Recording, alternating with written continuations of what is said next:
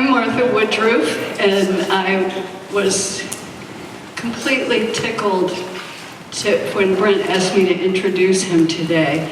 And I was so tickled that I did something I think I've only done once before in my life. I am the original wing it person. But I wrote what I'm going to say. That shows the level of my commitment to Mr. Finnegan.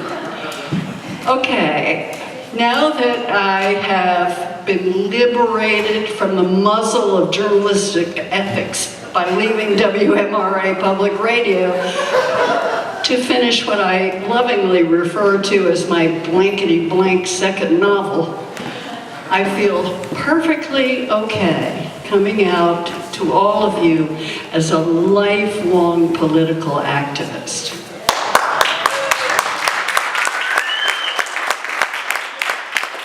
And I am not betting my very small family farm, is that okay, Charlie, wherever you are? That I'm not the only person in this room who thinks the Democratic Party needs new, inspiring blood to run for office.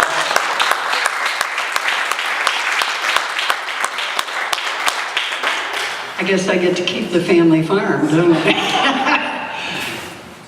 What we need, I think, my opinion, people who come from a background of community service and see holding political office as a way to serve their community even more effectively. Which is why I'm honored to introduce you to a guy you probably already know, but I've been around for years, Brent Finnegan, but I'm not through. First, a bare bones bio of the man. Here's where I really read. Brent was raised in Broadway and has spent most of his life serving communities across the Shenandoah Valley. He produced TV shows and documentaries at WVPT about immigration policy and farming issues. He founded and ran a local news site, harrisonburgnews.com, hburgnews.com, that broke local news stories and implemented innovative ways to include readers in the newsmaking process. Brent volunteered to teach citizenship classes at Skyline Literacy and raised funds for Our Community Place. And he was an integral part of the local grassroots organizing team for the Bernie Sanders presidential campaign.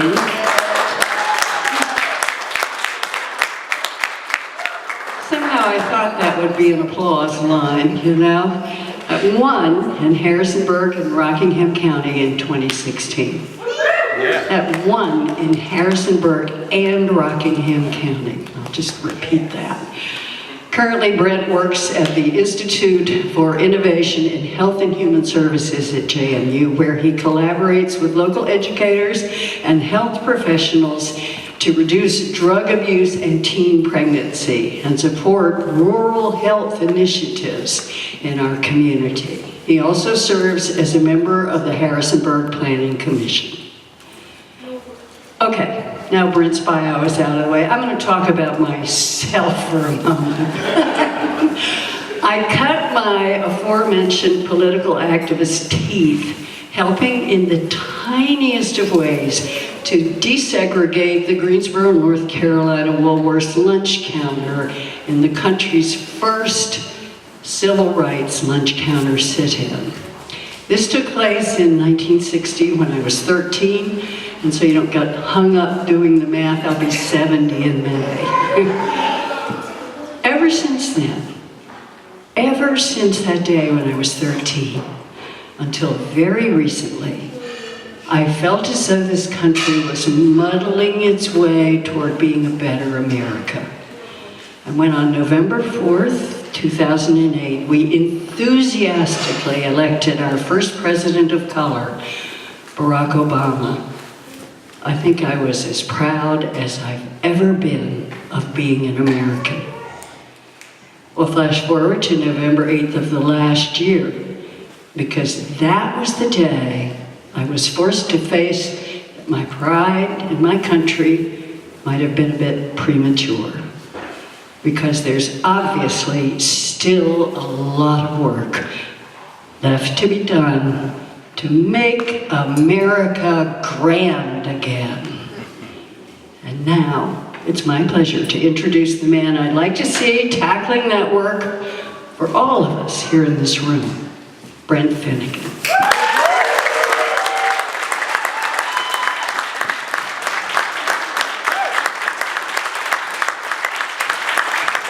Thank you so much, Martha.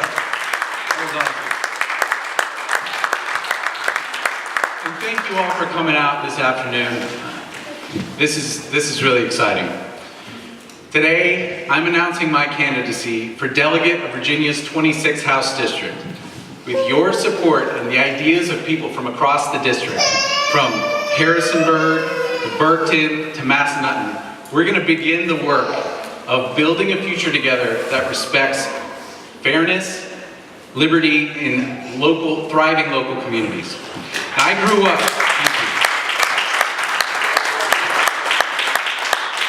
up here in Broadway, just about a block that way. I used to fish in Linville Creek. I used to get in snowball fights with the Grandel boys up the hill. And my first two jobs were working at Hardee's and Food Lion in Timberville. And I've been living in Harrisonburg since graduating from college.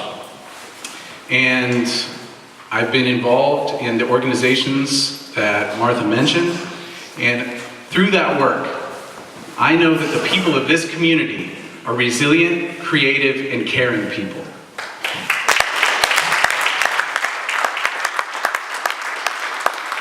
I see local educators and health professionals working every day with members of our community to help them, and these are people facing unbelievable challenges.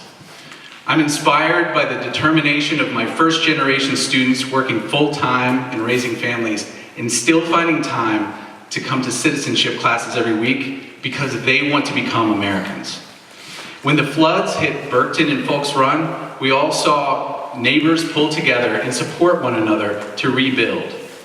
When local farmers were left high and dry by a multinational poultry company, we saw them band together to create the Virginia Poultry Growers Cooperative.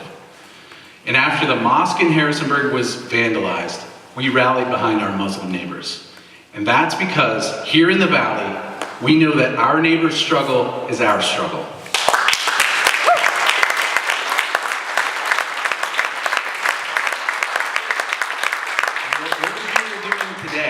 What we're doing today is demanding representation in our state government that reflects our resilient, creative, and loving community. We want representatives who will fight to make our voices heard in Richmond over the demands of corporate lobbyists.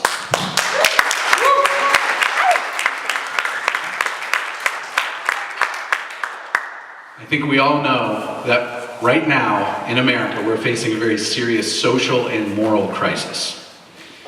And we're going to be judged by what we did or did not do when the federal government trampled on our constitutional rights. Are we going to stand by as they break up the neighbors of our families, break up the families of our neighbors and coworkers? Are we going to stand silently by as they auction off public land for fracking and pipelines? Are we going to remain silent as they pass legislation that makes it harder for people to get to the polls and vote? No, we're going to stand together and we are going to fight back. We're going to do that by not only resisting federal government overreach, but we are going to do it by building a state government that puts the rights and interests of the people first.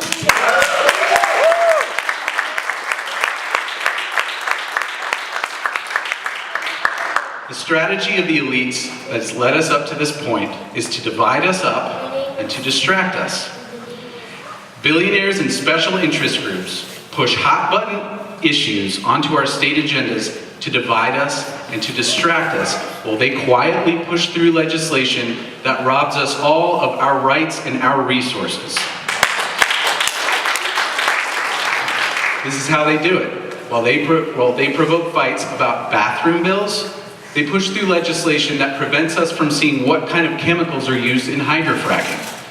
While they pit us against each other along religious lines and kick up fear, what they're doing is distracting us while they promote bills that make it harder for local governments to create affordable broadband internet services. And these aren't the issues that you read about in the news, but these are the issues that affect all of us. Our state legislature does not represent the values of the people of the Commonwealth. And they keep low profiles and they rely on low voter turnout in state elections. And many of these incumbent politicians and their corporate donors are terrified by the prospect of millions of Virginians coming together, as we're seeing right here and all across Virginia and all across the country, to come together and involve themselves in the political process in an effective and meaningful way.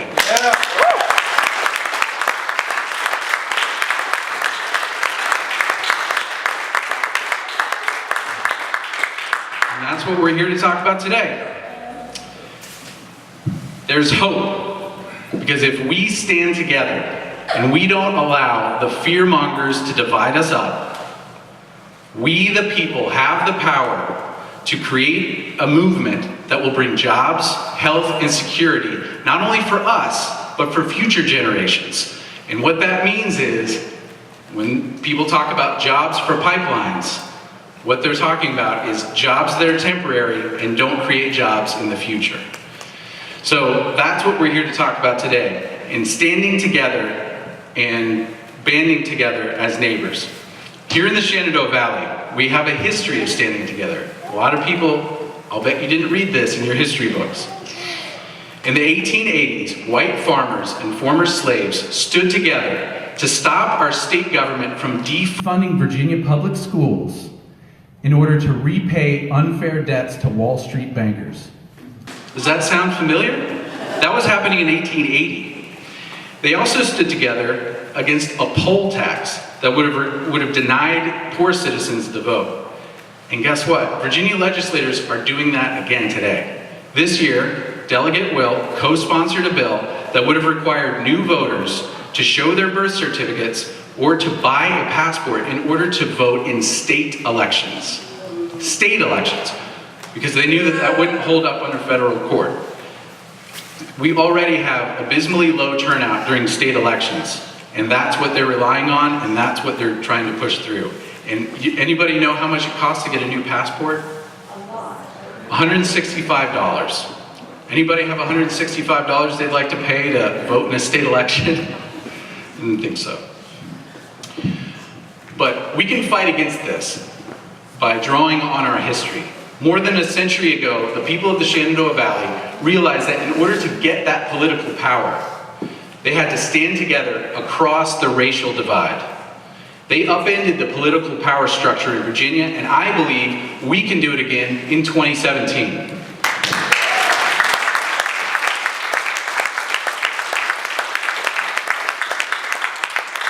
order to do that, what we have to do is realize and stand together with our neighbors and realize that our neighbor's struggle is our struggle.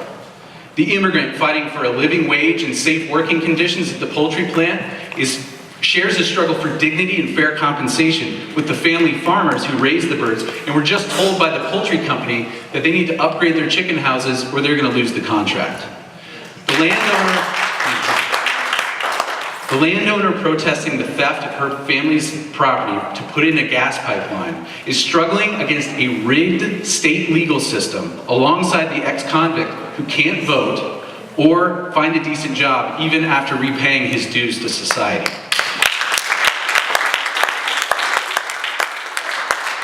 And the single parent who's working 2 jobs just to make it through the month shares the struggle with the small business owner whose livelihood is being threatened by the big box store that just moved in next door. Now, I know the struggle of being unemployed and underemployed in the Valley. I've been laid off from WVPT, and in 2013, I was driving a cab just to pay the bills. And you meet all sorts of people when you drive a cab that you wouldn't meet otherwise. And you also see a lot of poverty. It really opens your eyes to what people are dealing with. I would often pick someone up after they just finished their shift at a restaurant and drive them across town. They're paying me, remember, they're paying like $8 for this ride, and drop them off at Walmart to start their second job. I would pick someone up, a refugee, and drive them 25 miles from Harrisonburg to Timberville just to interview for a job at a poultry plant. One night, I got a call, it was about 3 in the morning, and there was a woman that needed a ride from Waffle House. She'd just gotten off work at 3 in the morning. So I picked her up and drove her across town to pick up her toddler at the 24-hour daycare. Why is it that people are working hard and not getting ahead? Why is it that these are good, hardworking folks who have had some unlucky breaks and they're spinning their wheels? This is wrong, and we need better opportunities for people to succeed in Virginia.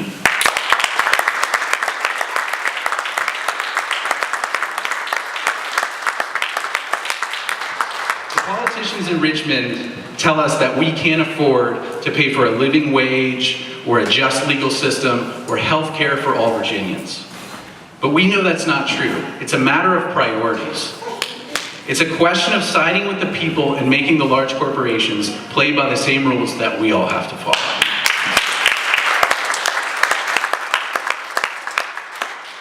No one can serve two masters, and that's why this will be a campaign funded and driven by small donations from everyday people. We're going to take our campaign directly to you all with good old-fashioned door-to-door conversations and town hall meetings all over the town.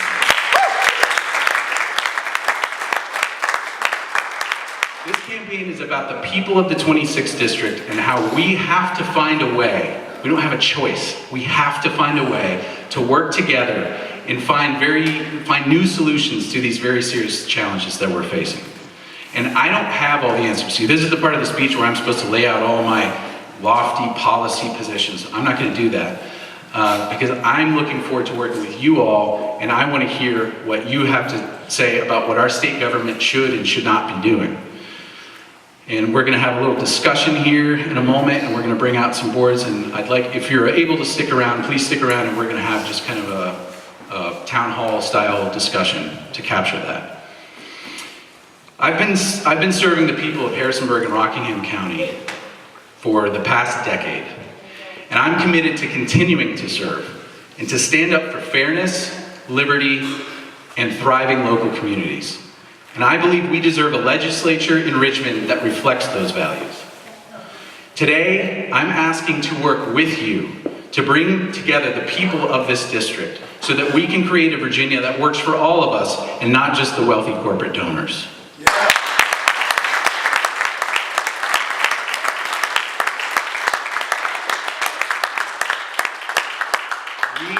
Continuing the long and difficult task of transforming Virginia and transforming America. When the historians look back at this point in history that we're living in right now, we want them to say that the people of the Shenandoah Valley not only took a stand against an authoritarian government that was trampling on our rights, but that we came together and created a government that works for all of us. And if we realize that our neighbor's struggle is our struggle, we the people have the power to make that happen.